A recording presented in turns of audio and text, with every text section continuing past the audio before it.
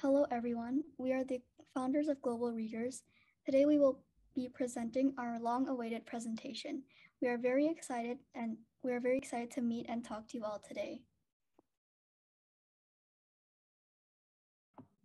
My name is Georgia, and I'm a CFO. I take care of all the financial stuff in our business.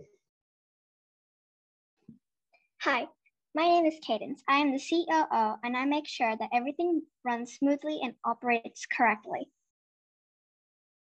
Hi, everyone. My name is Faye, and I am the CMO. I manage the marketing and sales of our business.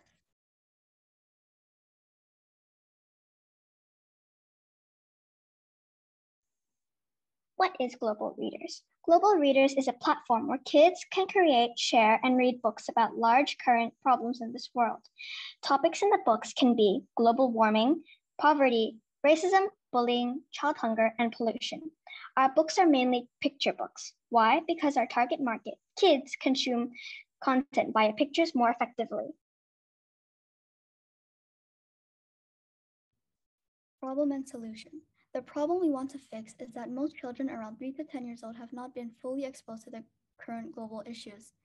The current cartoons shown to kids do not fully expose these important topics, which are worth knowing about. Unfortunately, parents don't always have the time to educate them as they are always working or doing something else. Our solution is that Global Readers provide fun books for children that allows them to be more aware. And not only do we provide books, we also provide different types of ways to read the books. It can be by listening, reading, or even watching them.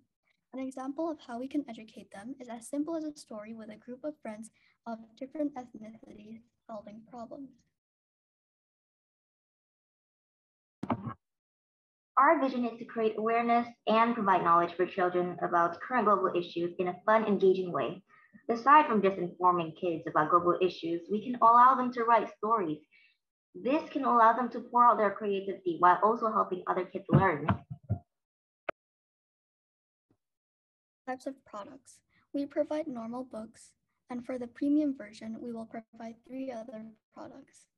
We may also provide other free products in the future, but we mostly wish to accommodate all the kids' preferences so that it will be enjoyable. Our explicit features only on Global Readers are that our books are written by kids and for kids. Our website is a platform where there are books to be explored and read. The books only include current global issues. We also provide books for ages 4 to 6 and 7 to 12 so that they can grow up to be aware of these problems.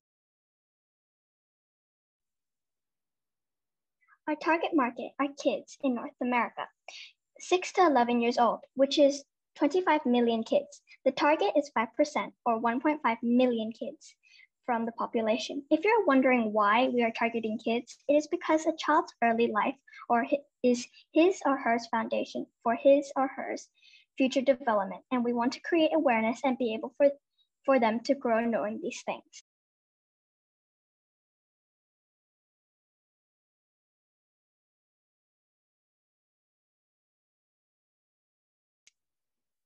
Our plan is to start in the USA, expand to the whole continent, then expand to the whole world. We fully intend on being global. After all, our business name is Global Readers.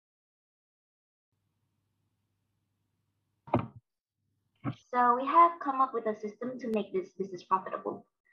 A reader buys a book and then we take a percentage of it. So the money that is paid is then given to the author. The author also has to pay a small fee every month to show their creation to the public.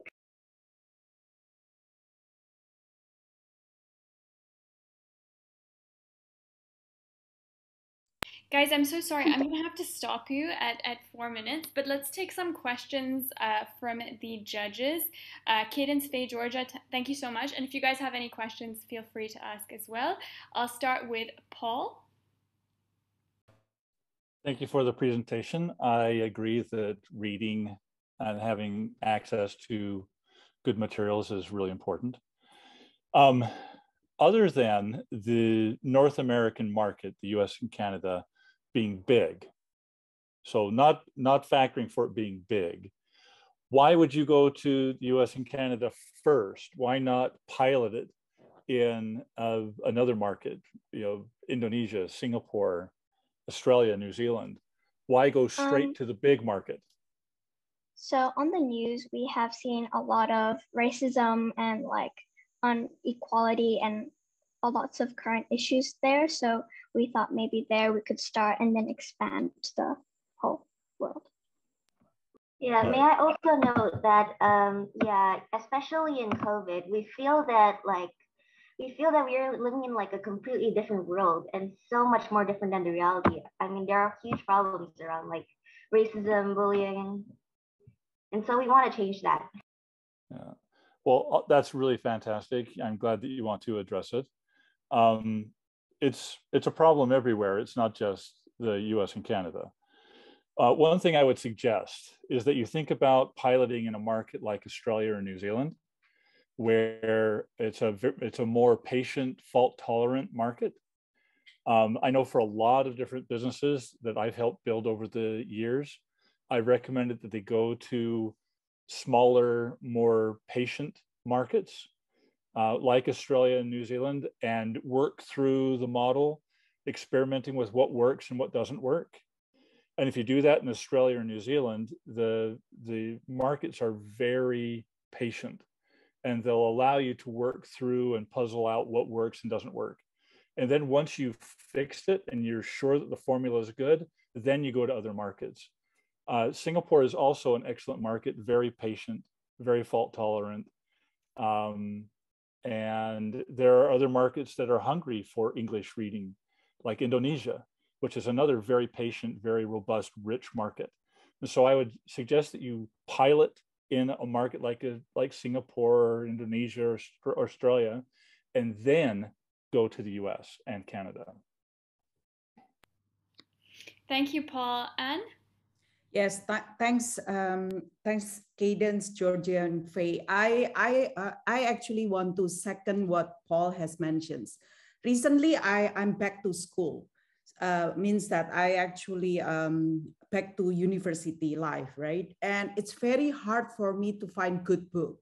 And these days, education is not just about textbook, but also about learnings, comparative learning. So we have to actually choose which journal, which book to actually read, and which one is hoax, which one is actually a true good book one.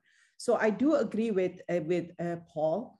I'm not trying to say that US or Canada or North America is not a good market. That's not what I'm saying. But Indonesia, for example, well, we are in Indonesia, really need to have a good access, and your idea is awesome, I think. And I know this is for kids, but adults like us really need to learn a lot too, so it's a good initiative, good impact. And if you can really materialize this and start with our market here in Southeast Asia, that might be good, or Australia or New Zealand, what Paul has mentioned. Yeah, I awesome presentations, and I actually really like it because it will give a good impact for Indonesia. We really need a good reading style too. Good job, girls.